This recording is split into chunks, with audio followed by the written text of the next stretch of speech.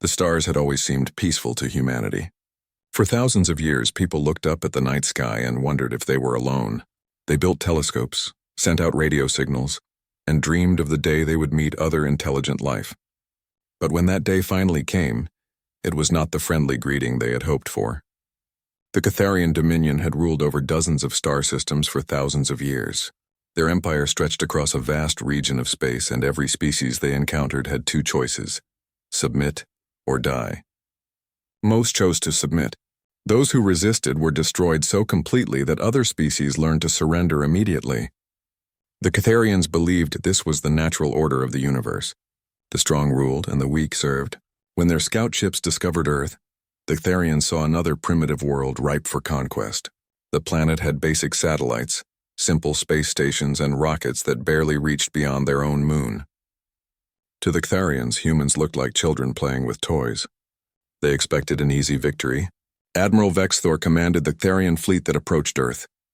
He was a veteran warrior who had conquered 12 worlds in his long career.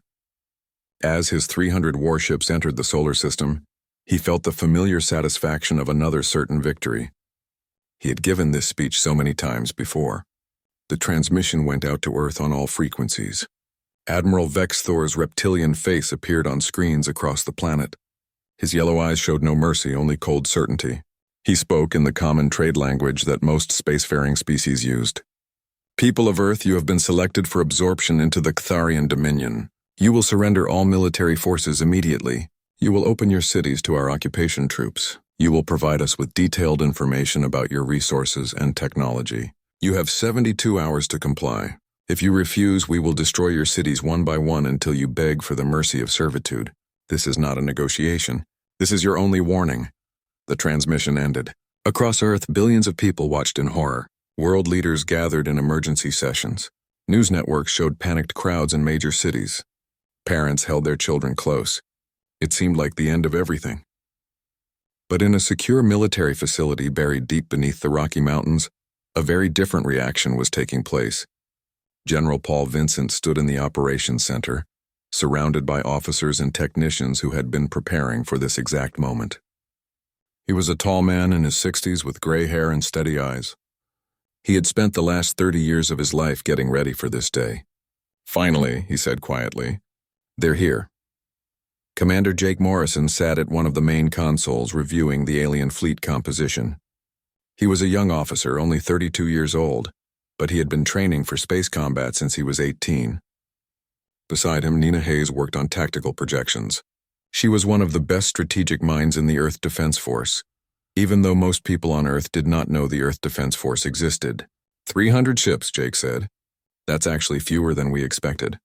Intelligence predicted they would send at least 400 for a world our size. They're overconfident, Nina replied. They think we're helpless. That's good for us. General Vincent walked over to their station. Get me a secure line to Lisa Grant. It's time for her to deliver our response. Lisa Grant was Earth's representative to the Catharian Dominion, though the aliens did not know her real title. She appeared to be a simple diplomatic official, the kind of bureaucrat that every government had. In reality, she was one of the key architects of Earth's defense strategy. She had studied every known Catharian invasion, analyzed their tactics, and helped design the response that was about to unfold. The communication channel opened. Admiral Vexthor appeared on the screen, clearly expecting to see a frightened human begging for mercy. Instead, Lisa sat calmly in a simple office, her expression neutral. Admiral Vexthor, she said in perfect trade language, we have received your ultimatum. Then you will surrender? He asked, though it was not really a question. No, Lisa said simply. We will not surrender. We will not submit. We will not open our cities to your troops. Instead, we want to give you a warning.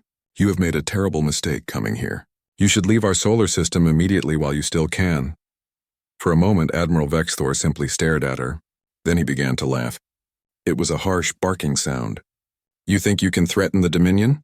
You have no idea what we are capable of. We will burn your world until...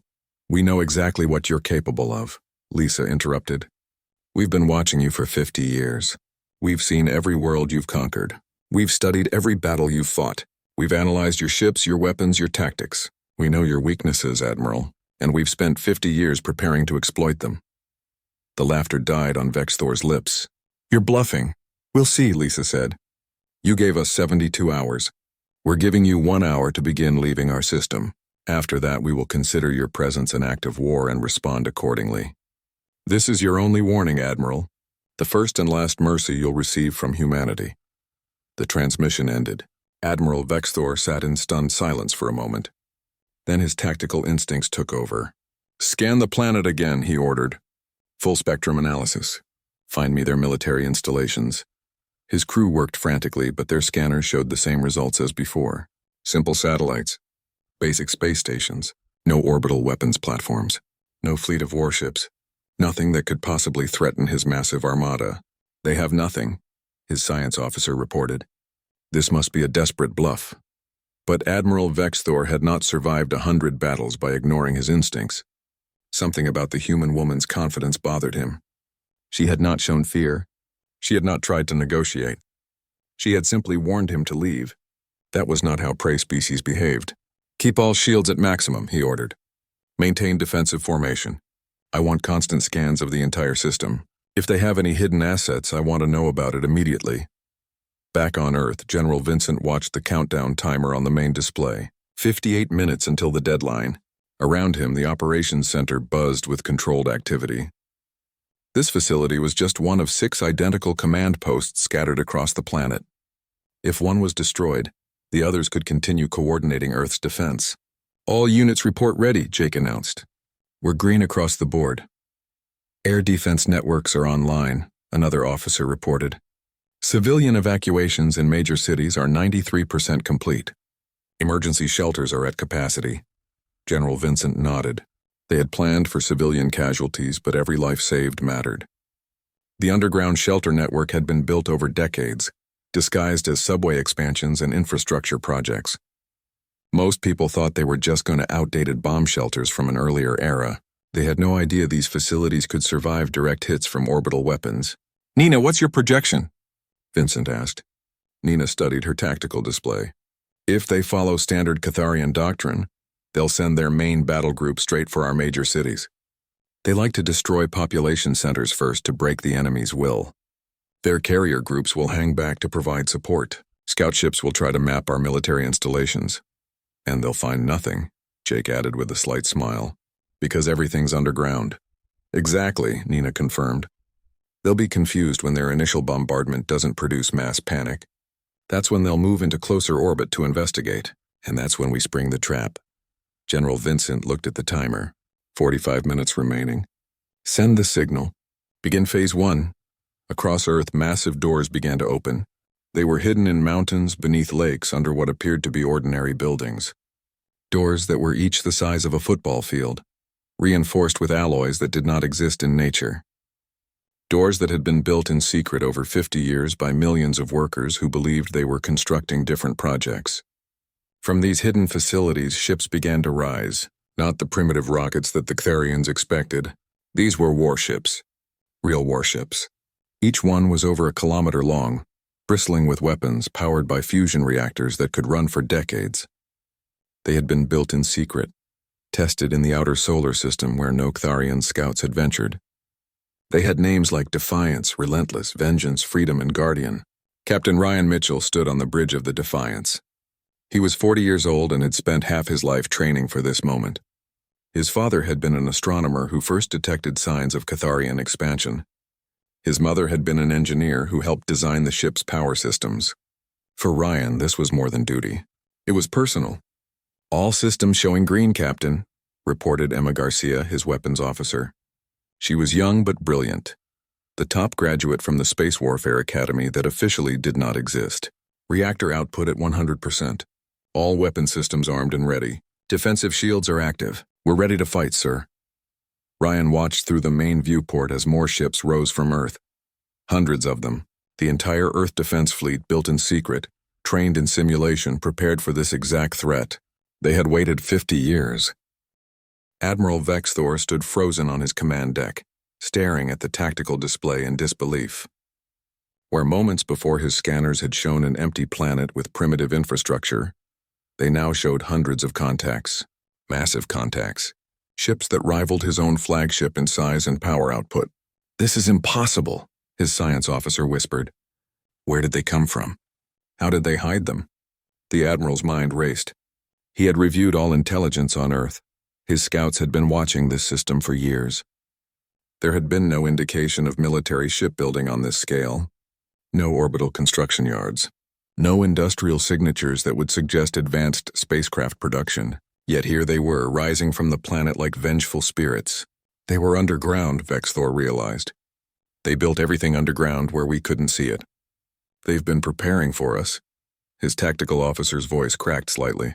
"Admiral, I'm counting over 200 vessels. No, wait, more are still launching.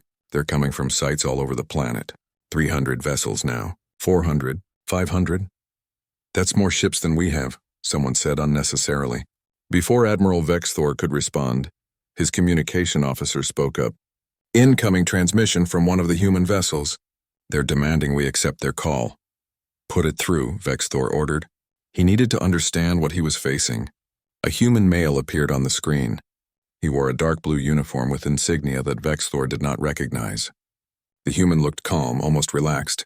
His eyes were hard and cold. "I am Captain Ryan Mitchell of the Earth Defense Ship Defiance. You are Admiral Vexthor of the Ctharian Dominion. We've been expecting you." "You cannot possibly hope to defeat the Dominion," Vexthor said, though even he could hear the uncertainty in his own voice. "You misunderstand, Admiral. We don't hope to defeat you.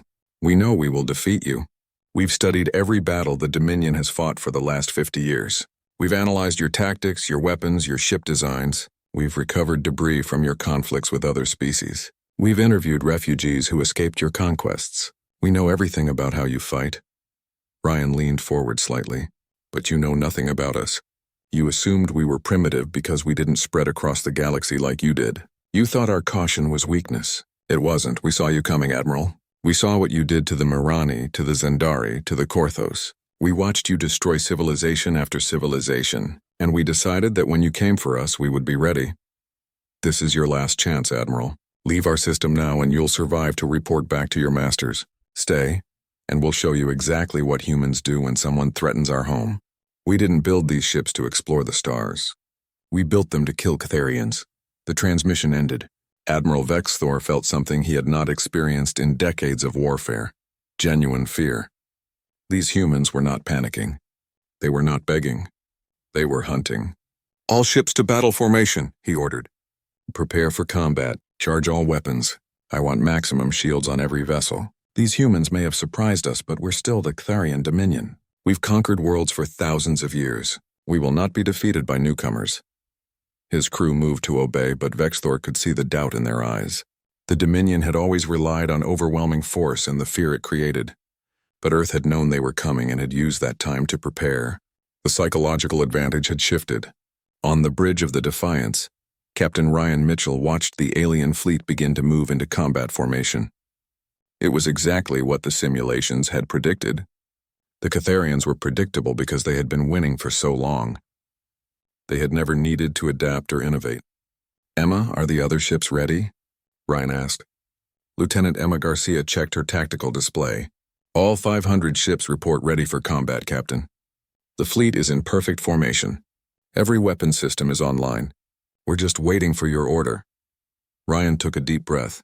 Everything humanity had worked for over the last 50 years came down to the next few hours. If they lost, Earth would be conquered. But they were not going to lose. They had trained too hard, prepared too well, and had too much to fight for. "All ships, this is Captain Mitchell. You know what's at stake. Behind us is our home, our families, everything we've ever known or loved. These aliens came here thinking we would surrender. They thought we would be easy prey. Let's show them what happens when you threaten humanity. All ships weapons free. Engage at will." The Earth Defense Fleet surged forward as one. 500 warships accelerating toward the Ctharian Armada. It was a magnificent and terrifying sight. Commander Jake Morrison commanded the destroyer-class ship Relentless. His vessel was smaller than the massive dreadnoughts like the Defiance, but it was fast and maneuverable. He led a squadron of 20 similar ships, designed for hit-and-run tactics. "All ships follow my lead," Jake ordered. "We're going after their carrier group on the left flank. Remember your training. Fast approach, concentrated fire. then break off before they can return effective fire. Let's move. His squadron streaked away from the main fleet, their engines burning bright against the darkness of space. The Catharian carriers detected them and began launching fighter craft. Small attack vessels meant to intercept threats. Incoming fighters, his sensor officer reported. Count is over 200. Activate point defense systems, Jake ordered calmly. Let the computers handle the small stuff. We focus on the carriers. The space between the fleets erupted with weapons fire. The Catharians had powerful energy weapons that could cut through most armor. But the humans had spent decades developing shields specifically designed to deflect those exact weapons. Earth scientists had studied captured Catharian technology and built defenses that turned their greatest strength into a weakness. At the same time, human weapons were designed to punch through Catharian shields. Railguns fired solid projectiles at incredible speeds, hitting with kinetic force that energy shields were not designed to stop. Missiles carried multiple warheads that could adjust their approach in real time, learning from each defense they encountered. The first Catharian ship exploded in a brilliant flash of light. Then another, and another. Within minutes, a dozen alien vessels were destroyed or crippled. The Catharians had numerical advantage and experience, but the humans had something more important. They had prepared for this exact enemy. Admiral Vexthor watched in growing horror as his fleet began to fall apart. His ships were dying faster than they could effectively respond. The human weapons were devastatingly effective. Their shields held against attacks that should have destroyed them. Their tactics were aggressive and unpredictable. Return fire, he ordered desperately. All ships concentrate on their largest vessels. If we can break their command structure, the rest will falter.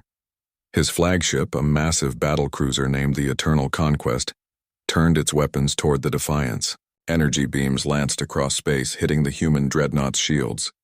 The shields flickered but held. Return fire from the Defiance was immediate and precise. Railgun rounds hammered into the Eternal Conquest shields. The first few were absorbed, but each impact weakened the defense. Then a missile slipped through, hitting the ship's port weapons array.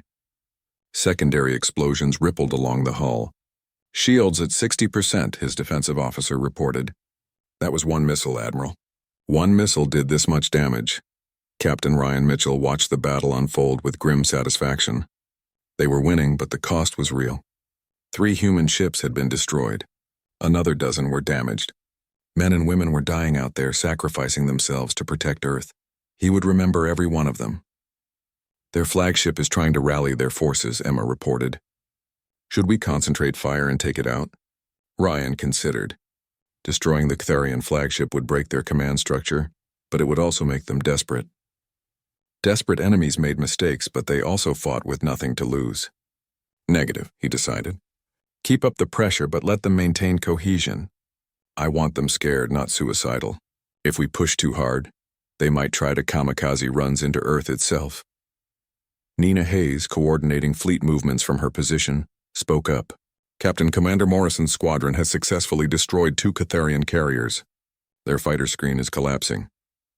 Good. Tell Jake to swing around and hit their rear support vessels. Keep them off balance. The battle raged for hours. The Catharians fought with the skill of veteran warriors.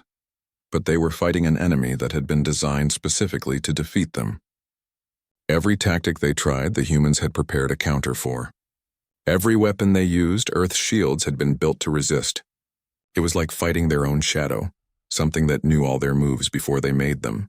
Commander Jake Morrison's squadron danced through the chaos, striking hard and fast before the enemy could respond. His ship shuddered as a Catharian beam weapon scored a direct hit, but the shields held, barely. Return fire, all weapons, he ordered. Target their reactor. Let's end this one quickly. The Relentless unleashed everything it had. Railguns, missiles, and particle beams all converged on a single Catharian destroyer, the Alien. The word retreat echoed through the Catharian fleet like a death sentence. For thousands of years, the Dominion had never retreated. They conquered or they died trying. But Admiral Vexthor was a practical warrior above all else. He could see that staying meant the complete destruction of his fleet. At least if some ships escaped, they could warn the Dominion Council about what they faced here. All ships fall back to rally point 7, he ordered. Prepare for jump to hyperspace. We need to get out of this system. His remaining ships began to turn away from the human fleet. their engines burning at maximum as they tried to gain enough distance to safely jump to faster-than-light travel. But the humans had anticipated this too. "Sir, we have a problem," his sensor officer reported, voice tight with stress. "I'm detecting multiple new contacts. They're between us and our exit vector." Admiral Vexthor felt his heart sink. "Show me." The tactical display updated to show dozens of objects that had been drifting silently in space, powered down and invisible until now. Defense platforms, automated weapon systems. The humans had seeded their solar system with mines and gun platforms, waiting for exactly this moment. "They knew we would try to retreat," Vexthor said quietly. "They planned for everything." The platforms activated all at once, their weapons coming online and targeting the fleeing Catharian ships. More explosions lit up space as alien vessels ran into the trap. Some managed to dodge or destroy the platforms, but the delay cost them. The human fleet was closing in fast. Captain Ryan Mitchell watched the Catharians trying to escape. Part of him wanted to let them go. They were beaten. The threat to Earth was over. But the strategic part of his mind knew better. If too many escaped, they would report back to the Dominion. More fleets would come, larger and better prepared. "All ships pursue," he ordered. "Don't let them regroup. We need to capture or destroy as many as possible." "Captain," Emma Garcia said carefully, "some of those ships have families aboard. Non-combatants. If we destroy them all, we're killing civilians." Ryan's jaw tightened. He had not known that. Intelligence had suggested Catharian warships were military only. "Are you certain?" "Our scans show life signs consistent with juveniles and non-military personnel on at least 20 of their vessels. It appears the Dominion brings colonists with their invasion fleets." This changed things. Earth was defending itself, but they were not murderers. "Transmit to the Catharian flagship. Tell them any ship that surrenders and powers down weapons will be spared. We'll allow them to leave the system unarmed, but any ship that continues to fight will be destroyed. Give them 5 minutes to decide." The message went out across all frequencies. For a moment, nothing happened. Then one Tharian ship powered down its weapons and shields. Then another. Within minutes, 23 vessels had surrendered. The rest continued trying to escape. Admiral Vexthor was not among those who surrendered. His pride would not allow it, even knowing it was the logical choice. His flagship was heavily damaged, barely able to maintain speed, but he pushed it forward anyway. If he could just reach the jump point, he could escape and deliver his warning to the Dominion Council. But Commander Jake Morrison had other plans. His squadron of fast destroyers had circled around the main battle and was now positioned directly in the Admiral's path. "This is Commander Morrison of the Earth defense ship Relentless to Catharian flagship. Your ship is surrounded. Power down your weapons and prepare to be boarded, or we will open fire. You have 60 seconds to comply." On the bridge of the Eternal Conquest, Admiral Vexthor looked around at his crew. They were exhausted, injured, and beaten. His ship was falling apart around them. He had lost over 200 vessels and thousands of warriors. The humans had defeated him completely. "Power down weapons," he ordered quietly. "Drop shields." "It's over." The bridge was silent except for the sound of damaged systems sparking and dying. Vexthor had never surrendered in his life. The shame was crushing. But he was responsible for the lives of his remaining crew. Dying pointlessly served no purpose. "Sir," his tactical officer said, "the humans are sending a shuttle. They want to come aboard." "Let them come," Vexthor replied. "I will meet them in the main hangar." 20 minutes later, Admiral Vexthor stood in his damaged hangar bay as a human shuttle landed. The doors opened and 6 humans emerged, wearing combat armor and carrying weapons. They moved with military precision, securing the area before their leader stepped forward. It was Captain Ryan Mitchell. The human removed his helmet, revealing a tired but determined face. He looked around at the damaged hangar, at the injured Catharian crew members being tended by medics, at the scorch marks and debris. "Admiral Vexthor," Ryan said in trade language. "I'm Captain Mitchell. We need to talk." "You have won, human," Vexthor replied. "What more is there to discuss? You will either kill us or imprison us." "Neither if you cooperate," Ryan said. "We're going to let you go. You and everyone who surrendered. We'll give you basic supplies and allow you to return to Dominion space." Vexthor's eyes widened in surprise. "Why? We came to conquer your world. We would have enslaved your people. Why show mercy?" "Because we're not like you," Ryan answered simply. We don't want to conquer anyone. We just want to be left alone. But we need the Dominion to understand something very clearly. If you come back, if you send another fleet to Earth, we will destroy it too. We will keep destroying every fleet you send until you stop sending them. He stepped closer to the alien admiral. You're going to deliver a message for us. You're going to tell your Dominion Council that humanity is not prey. We're not going to join your empire. We're not going to submit to your rule. And if you keep pushing, we won't just defend ourselves. We'll start helping other species fight back against you. Vexthor understood immediately. The humans were not just defending their own world. They were threatening to destabilize the entire Dominion by supporting rebellions. It was brilliant strategy. The Dominion could probably eventually defeat Earth if they committed enough resources, but if multiple species rebelled at once, the Empire would collapse. Your council will need to decide if conquering one planet is worth risking your entire civilization. Ryan continued.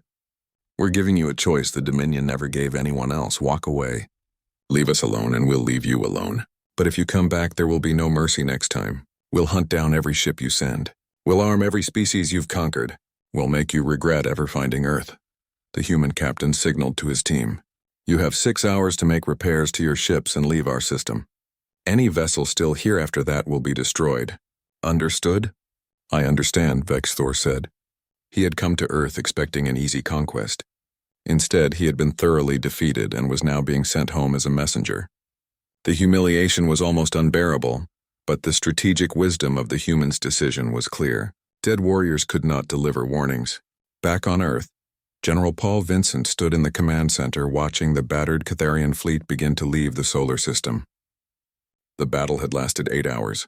Earth had lost 23 ships completely destroyed and another 42 damaged beyond immediate repair.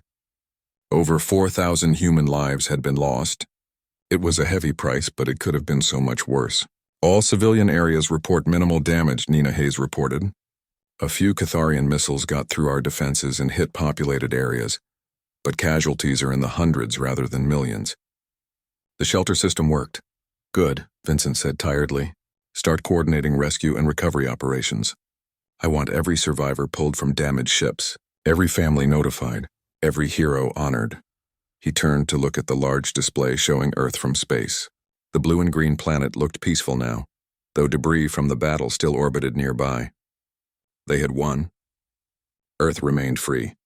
But this was just the beginning.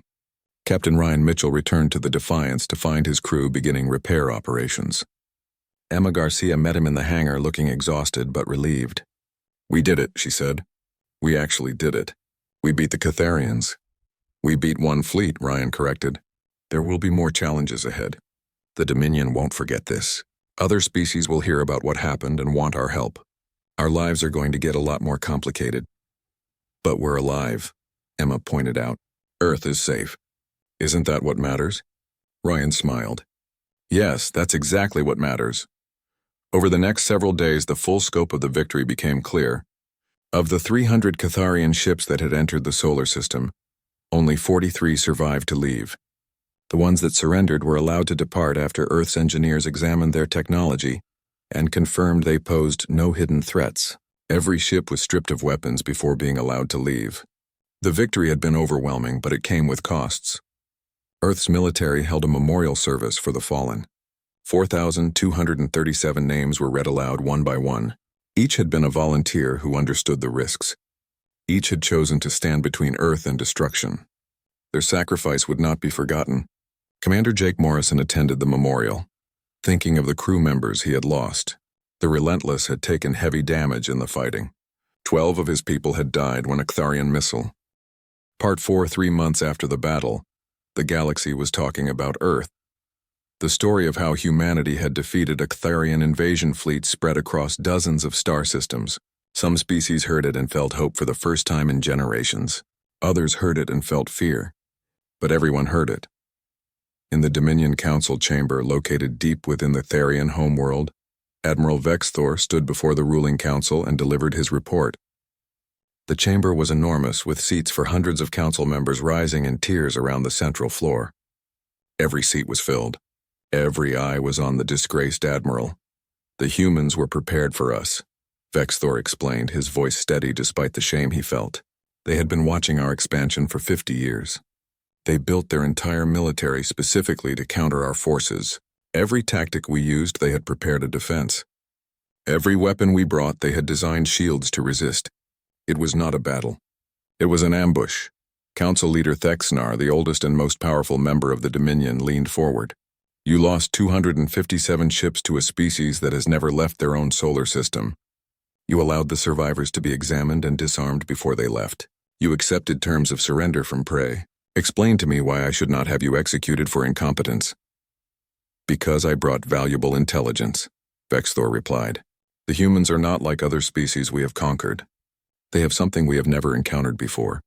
They studied war as a science before they ever left their planet. Their entire history is filled with conflicts. They have thousands of years of experience developing weapons, tactics, and strategies. When they learned of our existence, they took all that knowledge and focused it on a single purpose: stopping us. Another council member spoke up. Then we sent a larger fleet, 10 times the size. Overwhelm them with numbers. That will not work, Vexthor said. The humans expected that response. They told me they will destroy every fleet we send, and they have the capability to do it. But more importantly, they made a threat that we cannot ignore. They said if we continue to attack them, they will begin helping other species rebel against the Dominion. A murmur went through the council chamber. This was the real danger. The Dominion controlled many worlds, but most of them were not happy about it. They submitted because resistance seemed impossible. But if Earth showed that the Dominion could be defeated, if they provided weapons and training to rebel groups, the entire empire could collapse into chaos. Thexnar considered this carefully. He had ruled the Dominion for 300 years and had seen many threats. This was different. This was not just a military problem. It was a political one. We cannot be seen as weak, he said finally, but we also cannot afford rebellions across multiple systems. For now, we will not send another fleet to Earth, but we will watch them carefully. If they attempt to interfere with our empire, we will respond with overwhelming force. It was not a victory, but it was not defeat either. It was a stalemate, which was more than any species had ever achieved against the Dominion before. Back on Earth, construction had accelerated dramatically. The secret was out, and now the entire planet was mobilized. Shipyards that had been hidden were expanded. New ones were built openly. The space around Earth filled with construction platforms building the next generation of warships. General Paul Vincent oversaw the expansion from his office in the command center. He was meeting with Lisa Grant to discuss Earth's next steps. She had become the face of Earth's diplomacy, the person other species contacted when they wanted to communicate with humanity. We're receiving requests for help almost daily now, Lisa said, reviewing reports on her tablet. The Marani Republic wants weapons and training. The Zendari survivors want us to help them retake their homeworld. The Volgrim resistance movement wants our ships to support their rebellion. Everyone who has ever suffered under the Dominion is looking to us for leadership. Can we help them all? Vincent asked. No, Lisa admitted. We don't have the resources yet. But we can help some of them. And we need to be strategic about which ones. If we support the right rebellions, we can weaken the Dominion without fighting them directly. That's a dangerous game, Vincent warned. If we arm rebels and they lose, the Dominion will take revenge on them. We could be responsible for getting entire species killed. And if we do nothing, those species will remain enslaved, Lisa countered. We've proven that the Dominion can be beaten. We can't just keep that knowledge to ourselves. We have a responsibility to share it. Vincent sighed. He had been a soldier his entire life, not a politician. But the world had changed. All right. Set up a meeting with the Marani. We'll start there. They were one of the first species the Ctharians conquered. If they can win their freedom, it will inspire others. 2 weeks later, a Marani delegation arrived at Earth's orbital station. They were an insect-like species with 4 arms and large compound eyes. Their homeworld had been conquered 40 years ago, and most of their people lived as workers in Dominion factories. But a resistance movement had survived in the outer colonies. The lead ambassador was named Keeper, which was a translation of their actual name. Keeper stood in the conference room overlooking Earth and felt emotions that had been buried for decades. Hope, determination, the possibility of freedom. We saw what you did to the Ctharian fleet, Keeper said through a translator device. We watched the recordings that were leaked across the data networks. For the first time in 40 years, my people believe we might actually win our freedom. Lisa Grant sat across from the alien ambassador, choosing her words carefully. We can help you, but you need to understand what that means. We can provide weapons. We can provide training. We can share our tactical knowledge, but we cannot fight your war for you. The Myrani people will need to be the ones who liberate their own world. We understand, Keeper replied. We do not ask you to die for us. We only ask for the tools and knowledge to die effectively for ourselves. Give us that and we will do the rest. Captain Ryan Mitchell was assigned to lead the training program. His ship, the Defiance, would transport a team of instructors to a neutral system where they could train Myrani resistance fighters without risking detection by the Dominion. Emma Garcia, now promoted to commander, would be leading the weapons training portion. She spent days preparing lesson plans, creating simulation scenarios, and gathering equipment. Training an alien species to fight with human weapons would be challenging, but she was determined to do it right. Do you think they can win? She asked Ryan one evening as they reviewed the mission plans. I think they have a chance, Ryan replied. The Myrani are tough. They survived 40 years of occupation without giving up. They just need the right tools and the right knowledge. We can give them that, and if they lose, if the Dominion crushes their rebellion, Ryan was quiet for a moment. Then we'll have learned something about what works and what doesn't. And we'll do better with the next species. I know that sounds cold, but this is bigger than any one world. We're trying to change the entire power structure of this region of space. That doesn't happen without risks. The Defiance departed 2 weeks later, carrying a full complement of instructors and enough weapons to equip a small army. Commander Jake Morrison accompanied them in the Relentless, leading a small escort fleet.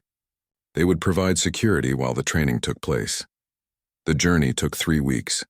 When they arrived at the neutral system, they found a Myrani resistance fleet waiting. The ships were old and poorly maintained, cobbled together from salvaged parts and stolen equipment. But they were crewed by beings who had spent decades dreaming of freedom. The training began immediately. Human instructors worked alongside Myrani fighters, teaching them about modern weapon systems, tactical coordination, and strategic planning. The cultural differences were challenging, but both sides were motivated to make it work. Nina Hayes had volunteered to be part of the training team, focusing on strategic planning and fleet coordination. She worked with Myrani commanders to develop battle plans for retaking their homeworld. The Myrani had passion and determination, but they lacked military structure. Nina's job was to give them that structure without crushing their spirit. You need to stop thinking of yourselves as rebels and start thinking of yourselves as a liberation army, she told a group of Myrani commanders. Rebels react to enemy actions. Armies execute plans. If you want to win, you need discipline, organization, and clear objectives. One of the Myrani, a fighter named Quickclaw, asked through the translator, "How did humans learn to fight so well?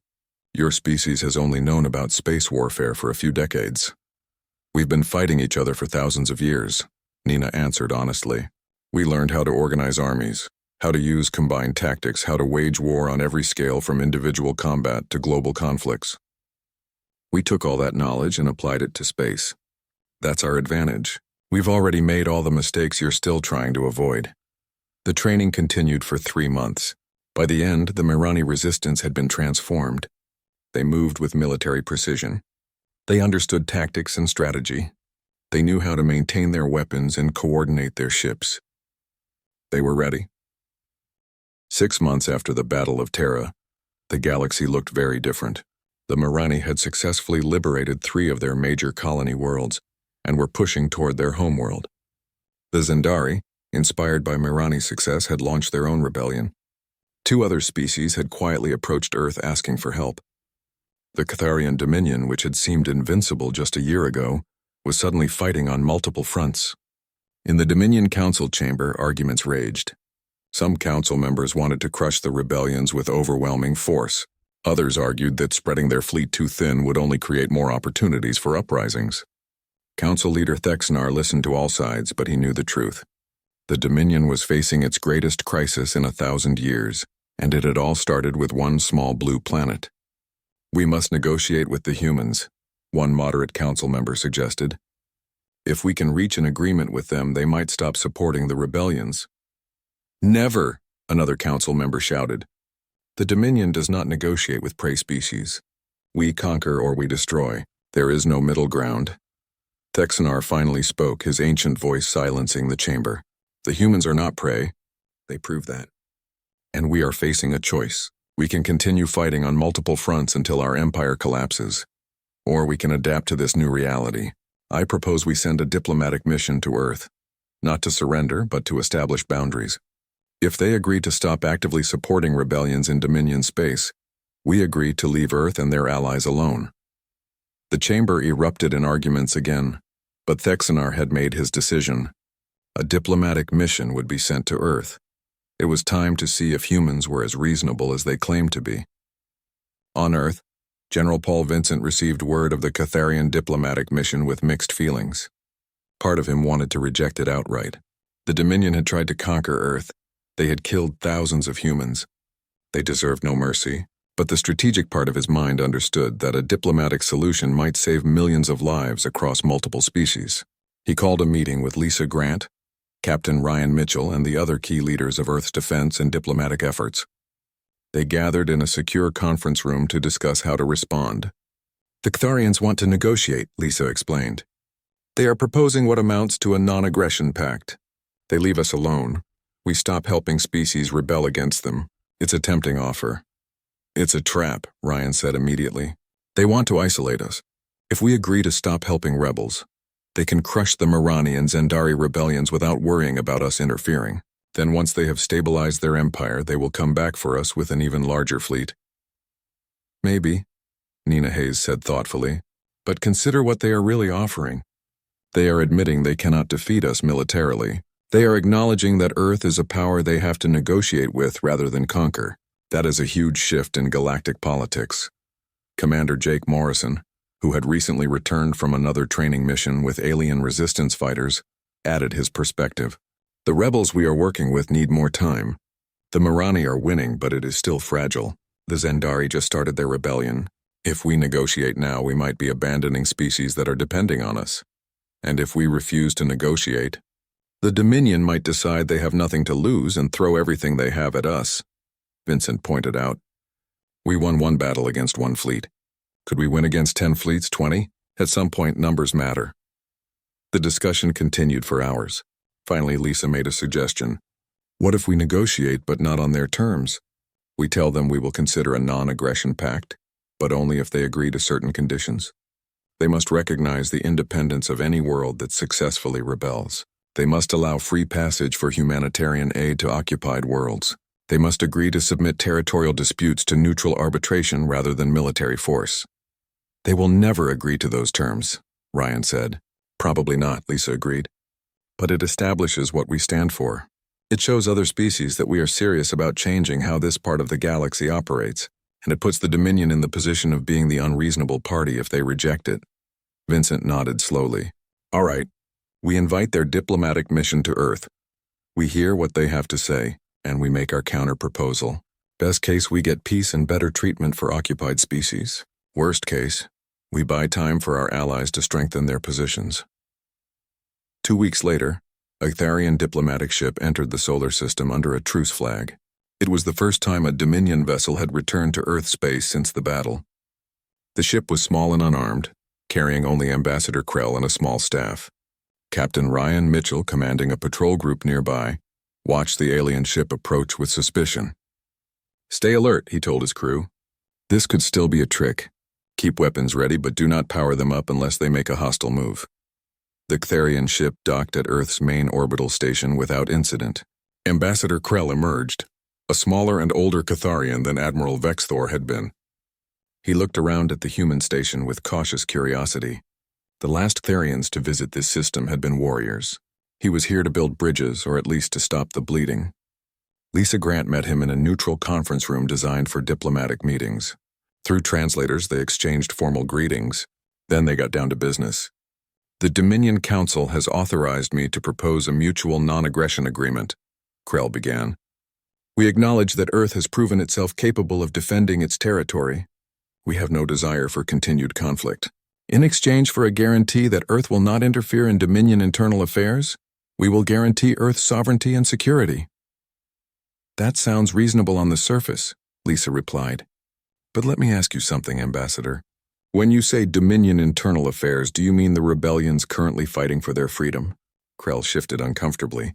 Those are worlds that are legally part of the Dominion. Their status is an internal matter.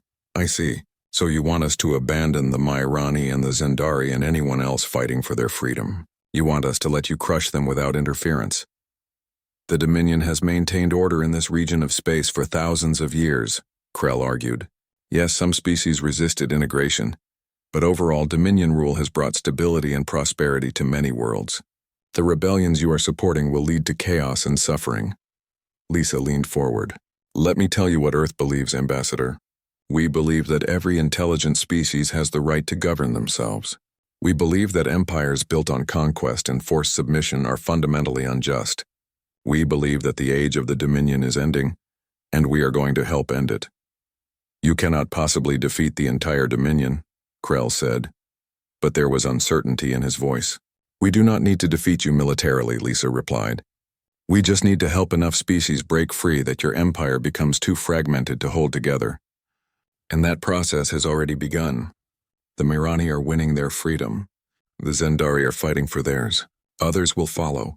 You can fight all of them while also worrying about us, or you can adapt to a new reality.